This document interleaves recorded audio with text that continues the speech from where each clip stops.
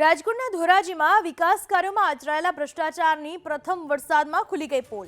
ધોરાજીમાં 6 માસ પૂર્વે જ બનાવાયેલો RCC road પ્રથમ વરસાદમાં જ ધોવાઈ ગયો। ધોરાજી જેતપુર રાજકોટ જવાના મુખ્ય માર્ગનું 6 માસ પૂર્વે નવીનીકરણ કરાયું હતું। અહીં ડામરના સ્થાને સીસી રોડ બનાવવામાં આવ્યો। જો કે પ્રથમ વરસાદમાં જ નવા સીસી રોડનું ધોવાણ થયાનો સ્થાનિકોએ આરોપ લગાવ્યો।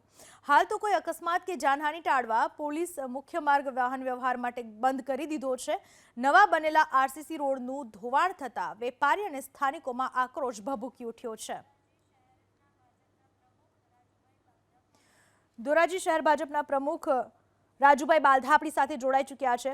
રાજુભાઈ, આ રોડ તો સીસી રોડ છે અને છતાંય ધોવાઈ ગયો એ સૌથી મોટો સવાલ ઉભો થાય। લોકોમાં કેટલો આક્રોશ?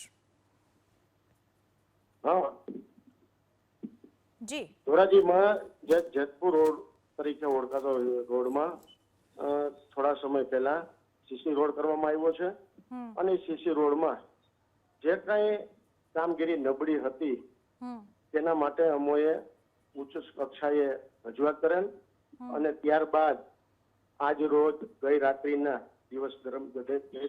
રોજ તેનું સમારકામ ચાલુ કરેલ છે।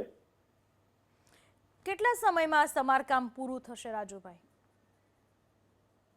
એ તો હવે જે કઈ એન્જિનિયર હોય અને એને લાગતા વળગતા અધિકારીઓની જાણ હોય કે આ કામ કેટલા સમયમાં પૂરું થશે, અમોએ રજૂઆત કરેલ છે કે આ કામ તાત્કાલિક પૂર્ણ થાય અને લોકોની સુવિધામાં આ જે કઈ રોડનું કામ બાકી હોય એ તાત્કાલિક ચાલુ થાય અને લોકો એની ઉપરથી અવરજવર કરી શકે। રાજુભાઈ, હકીકતે તો ડામર રોડ એક જ વરસાદમાં ના ધોવાવો જોઈએ, તો આ તો સીસી રોડ હતો અને એક વર્ષમાં ધોવાઈ જાય। કેટલો ભ્રષ્ટાચાર આચરવામાં આવ્યો હશે એ જ અહીંયા ખ્યાલ નથી આવતો। રાજુભાઈ, આ બાબતે અમોએ ઉચ્ચ કક્ષાએ મુખ્યમંત્રી સુધી ફરિયાદ કરેલ છે અને જો એમાં કોઈ ભ્રષ્ટાચાર થયેલ હોય તો એની સામે એન્જિનિયર સામે અધિકારીઓ સામે કાંઈ પણ પગલાં લેવાના હોય કે પગલાં લે, જેથી કરીને આવનારા દિવસો દરમિયાન કોઈ પણ આવા કામ થતા હોય એમાં જે કાંઈ ખોટું કામ થતું હોય તેની સામે પગલાં લેવા માટે અમોએ રજૂઆત કરેલ છે।